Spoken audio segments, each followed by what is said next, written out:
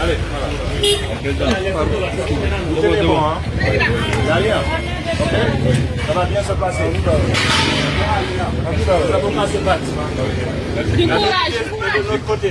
Sois Nous fort. allons triompher. Soyez plus forts que moi. Merci mon président. Allez, cœur avec vous. Sois fort. On est ensemble. La famille Jambe Kisi woni mo wachane la hakke. Ino yurmi la famille, ino yurmi vraiment, ino yurmi. Be aritira odo ni yeso Guinéen ben foppa goto ala wa des réactions en fait. Et si afanki be na mano an ala combattude. Si awadi mama ya hara kudu welta be ndarugol be partage moja. Video polémique be partage moja kala ko dimbo bu imumbe wada mo yeso. Joni ay gorko te deboti be watino wadde live himbe be ngara ton jawa e wajagol de yurmi quoi de yurmi de yurmi de kirdi ay franchement c'est dit kala ko mo iwo en combat ay mais le vrai combat yata ay goto naru dik Aliouba ay goto fopino fanki Aliouba wo yen keldu kelden ko yen keldu buremo c'est-à-dire e falamo frenude wo fimo critique Mamadi Doumbouya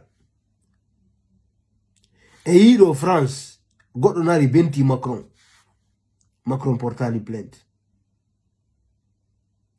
e nder adna Allah on fop be critique ay président wobbe yenna e président on kono ha hande yali sifa dum don goddo no ariti goddo fimo critique Aliouba n'a jamais insulté Mamadi Doumbouya. Il n'a jamais insulté Mamadi Doumbouya. Il n'a fait que critiquer Mamadi Doumbouya. Et voici les personnes, c'est-à-dire, le gouvernement de Fendo, que Alpha Condé était un dictateur. Vous n'avez pas honte, hein? C'est-à-dire les gens qui travaillent actuellement avec Mamadi Doumbouya n'ont pas honte.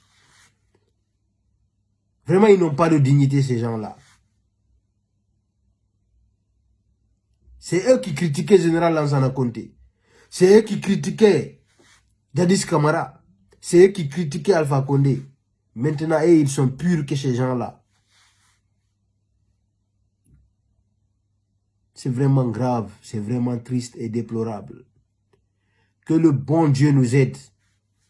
Que le bon Dieu nous protège contre ces méchants, contre ces criminels. Aliouba, yo Allah de Barkema, mon frère.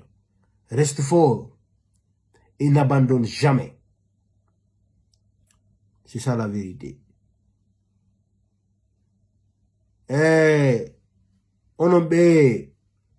On be arde karizo do patapatano wola ko woli o watane ilanani.